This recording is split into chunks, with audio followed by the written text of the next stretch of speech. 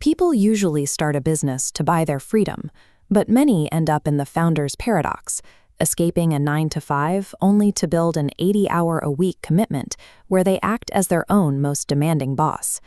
Derek Sivers took a different path.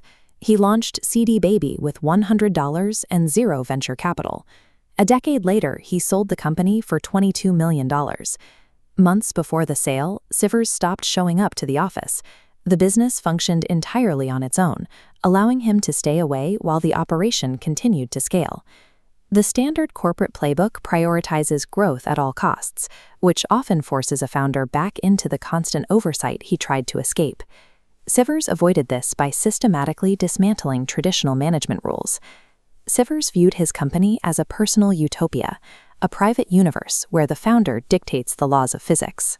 The traditional equation defines a business as maximum profit plus investors plus corporate rules. Sivers replaced this with a focus on personal freedom, helping others, and self-defined regulations. To maintain this utopia, he relied on three specific shifts in logic. First, anti-scale inception. Second, delight-driven marketing, and a radical approach to delegation. In 1997, Sivers was a professional musician looking for a way to sell his own album online. Since no dedicated platform existed, he decided to build his own. He bypassed months of business planning, taught himself to code, and built a simple buy button for himself and his friends. This ground-level start focused on utility rather than extraction. When a founder chases money first, users often sense the greed. When the focus remains on solving a problem, the revenue follows as a byproduct of that help. A profitable enterprise begins by solving one person's actual problem today, rather than obsessing over a massive master plan for tomorrow. Sivers also ignored standard marketing. Most companies send a sterile "order number 1234 shipped" email. Sivers replaced this with an absurd saga describing a team of employees handling the CD with sterilized gloves and placing it on a satin pillow before a cheering crowd.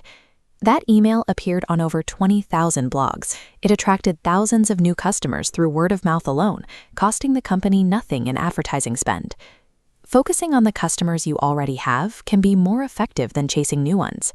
When existing users are happy enough to share their experience, they become an unpaid, self-sustaining sales team. As the business grew, Sivers faced the next stage of the founder's trap, a flood of new opportunities, partnership offers, and feature requests. To protect his time, he used a binary decision filter: hell yes or no. If a project doesn't make you 100% excited, the answer is no. Saying yes to mediocre commitments fills a schedule quickly, leaving no energy for rare, incredible opportunities. Rejecting almost everything allows a founder to grow the business without losing their personal freedom in the process.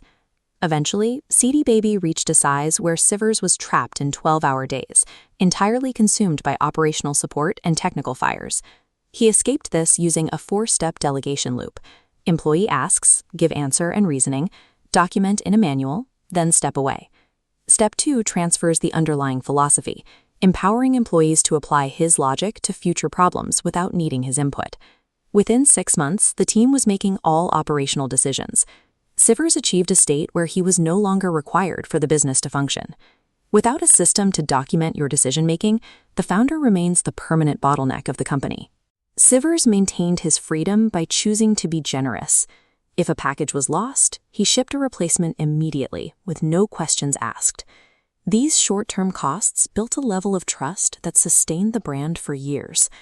He chose a small, high-profit exit over the standard goal of building a massive, high-stress empire. Growth for the sake of growth can become a trap. Each founder has to define what enough looks like for their own peace of mind. You can ignore the shoulds found in traditional business books or dictated by venture capital. Use the hell yes filter to protect your energy, and document your processes so the business can eventually run without you.